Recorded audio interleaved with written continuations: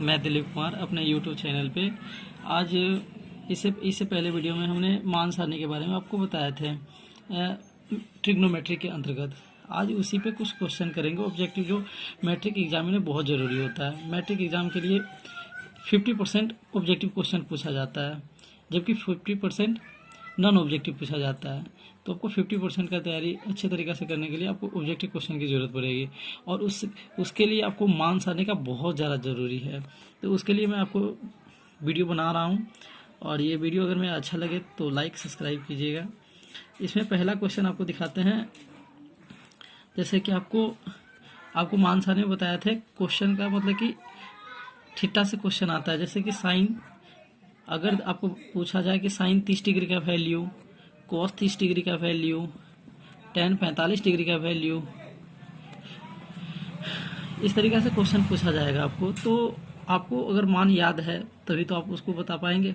तो इसके लिए आपको जैसे कि कोसेक 30 डिग्री का वैल्यू, सेक 30 डिग्री का वैल्यू, कॉट 45 डिग्री का वैल्यू, ये सब क्वेश्चन आपको याद रखने होंगे। तो आपको मैंने मान सारणी दिए थे, उसमें आपको बहुत आसानी तरीका से आपको समझाया था कि इस तरीका से आप याद कर सकते हैं। जैसे कि साइन 30 डिग्री का वैल्यू है, तो आपको याद रखने होंगे, इसको आपको ध्यान रखने होंगे कि साइन 30 डिग्री का वैल्यू 1/2 होता है। अगर आपको ये पता है तो आप इससे हर एक वैल्यू निकाल सकते हैं। साइन 30 निकाल सकते हैं, तो फिर आप इससे कॉस 30 निकाल सकते हैं। सॉरी, कॉस 30 नहीं निकाल सकते, कोसेक 30 डिग्री का निकाल सकते हैं, जब कोसेक 30 डिग्री का वैल्यू 2 हो जाएगा। उसके बाद अगर आपको कोसेक का याद है तो आप उसके बाद अगर कॉस 30 डिग्री का वैल्यू अगर आपको याद है तो कॉस 30 डिग्री का वैल्यू √3/2 होता है। तो इसी से आप सेक 30 डिग्री का वैल्यू निकाल सकते हैं। सेक 30 डिग्री का वैल्यू 2/√3 हो जाएगा। इस तरीके से आप मान याद रख सकते हैं। याद रख सकते हैं। जैसे कि टेन 45 डिग्री का वैल्यू हम जानते हैं कि 1 होता है। टेन 45 डिग्री का वैल्यू 1 होता है, तो आप कॉट 45 डिग्री का वैल्यू निकाल सकते हैं। ये भी आप 1/1 कीजिएगा, क्योंकि आप जानते हैं कि tan 45 degree equal to 1/cot 45 degree ये वैल्यू हो सकता है। तो आप ये इसके लिए आप ये कर सकते हैं, टेन 45 cot 45 डिग्री का वैल्यू 1 हो जाएगा। तो आपको हम ऑब्जेक्टिव क्वेश्चन के बारे में कह रहे थे। इसमें एक क्वेश्चन आपको बता रहे हैं, यदि थीटा की वैल्यू 60 डिग्री हो तो sine theta plus cos theta का मान क्या होगा। इसमें ऑप्शन में दिया हुआ है 1/√3+1, बी ऑप्शन है 2/√3+1, सी ऑप्शन है 1 और डी ऑप्शन है √3+1/2। अब देखते हैं इस क्वेश्चन का सॉल्यूशन क्या होगा। हमें सॉल्यूशन निकालने के लिए ये थीटा की वैल्यू 60 डिग्री दिया हुआ है, और निकालना आपको है sine theta plus cos theta का वैल्यू क्या होगा। तो आप ये थीटा की जगह 60 डिग्री वैल्यू रखिएगा। तो sine 60 degree plus cos 60 degree, तो साइन 60 डिग्री का वैल्यू हम जानते हैं कि √3/2 होता है। आपको ये ध्यान रखना होगा कि साइन 60 डिग्री का वैल्यू √3/2 होता है। साइन 60 डिग्री का वैल्यू ये होता है, और प्लस कॉस 60 डिग्री का वैल्यू, तो हमें इस तरीका से cos 60 डिग्री का वैल्यू पूछ रहा है। तो हम जानते हैं कि sine 30 degree equal to cos 60 degree. आपको इसका भी कुछ तात्पर्य बताएंगे। तो हमारा ये साइन 30 डिग्री है, तो साइन 30 डिग्री का वैल्यू 1/2 होता है, इक्वल टू 1/2 ये cos का वैल्यू cos 60 डिग्री का हो जाएगा, तो ये 1/2। अब इस दोनों का आप एलसीएम लीजिएगा तो आपका क्या आ जाएगा, √3+1/2। ये आपका ऑप्शन नंबर डी हो जाएगा। तो आपको ये दूसरा क्वेश्चन है। दूसरा ऑब्जेक्टिव क्वेश्चन पे ज़्यादा फोकस करना है हमें, इसलिए आपको मैं ऑब्जेक्टिव क्वेश्चन ज़्यादा देने का कोशिश कर रहा हूँ। जैसे कि क्वेश्चन है थीटा इक्वल टू 45 डिग्री, तो आपको tan स्क्वायर थीटा और प्लस 1/sin स्क्वायर थीटा का वैल्यू निकालना होगा। इसमें ऑप्शन में दिया हुआ है 1, 2, 3, 5। आप क्वेश्चन को सॉल्यूशन कीजिए और आपका आंसर देखिए कैसे आ जाएगा।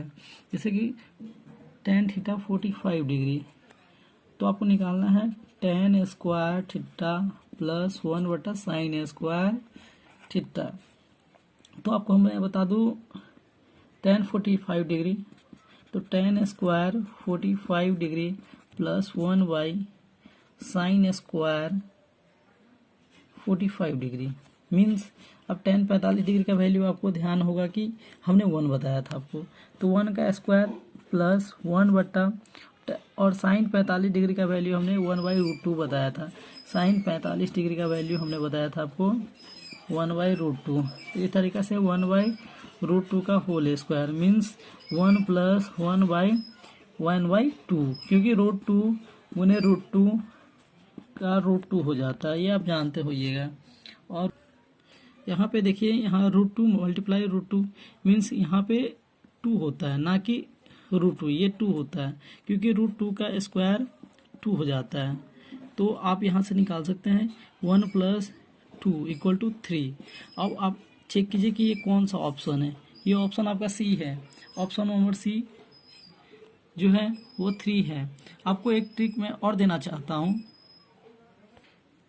इसमें हम आपको बता रहे हैं कि कंपेयर करना, कि आप कंपेयर मान से कैसे कर सकते हैं, कंपेयर किस तरीक़ा से कर सकते हैं।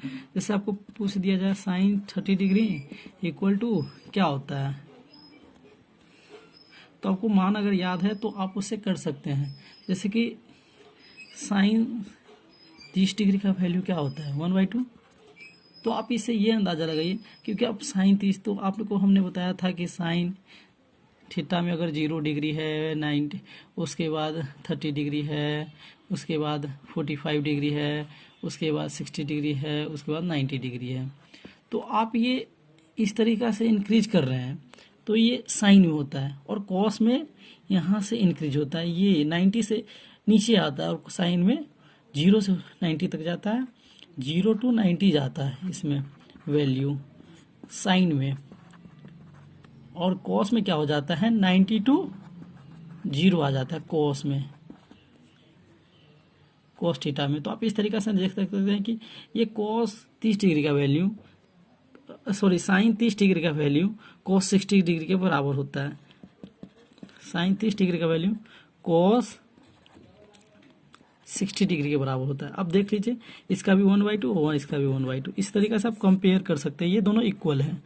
उस तरीके से आप एक निकाल सकते हैं, जैसे कि साइन 45 डिग्री का वैल्यू, अब यहाँ पे आप निकालिएगा तो इधर से भी 2 है, इधर से भी 2 है, ये बीच वाला है, तो कॉस 45 और साइन 45 दोनों इक्वल हो जाता है, कॉस 45 डिग्री। इस तरीके से आप इसका भी निकाल सकते हो 1/2 = 1/2। ये ऑब्जेक्टिव क्वेश्चन को बहुत ज़्यादा इंपॉर्टेंस है, ये ऑब्जेक्टिव क्वेश्चन में इस तरीके से पूछ दिया जाता है। तो आप इस तरीके से जैसे कि आप निकाल सकते हैं। और एक बात आपको और बता दूं, जैसे कि साइन 30 डिग्री का वैल्यू होता है, तो आप चाहें तो इससे आप कोसेक 30 डिग्री का भी वैल्यू निकाल सकते हैं। जैसे आप जानते हैं कि साइन 30 डिग्री का वैल्यू 1/2 होता है, इस तरीके से आप ये निकाल सकते हैं कोसेक 30 डिग्री का वैल्यू, इसका सीधा रिवर्स हो जाता है, जैसे 1/1/2 मीन्स ये 2 हो जाता है। इस तरीके से आप जैसे cos 30 डिग्री का वैल्यू देख लीजिए, cos 30 डिग्री का वैल्यू आप निकालते हैं तो ये √3/2 होता है। उसी तरीके से आप सेक का भी वैल्यू निकाल सकते हैं। सेक 30 डिग्री का अगर वैल्यू निकालते हैं तो ये इसका 1/√3/2 मीन्स 2/√3। इस तरीके से आप निकाल सकते हैं। अगर आपको वैल्यू याद है तो आप इस तरीके से निकाल सकते हैं, और आपको ट्रिग्नोमेट्री मान में कोई दिक्कत नहीं होगा। और इससे ऑब्जेक्टिव क्वेश्चन के लिए बहुत ज़्यादा इंपॉर्टेंट है। अगर मेरा वीडियो अच्छा लगे तो आप लाइक सब्सक्राइब करें। Thank you.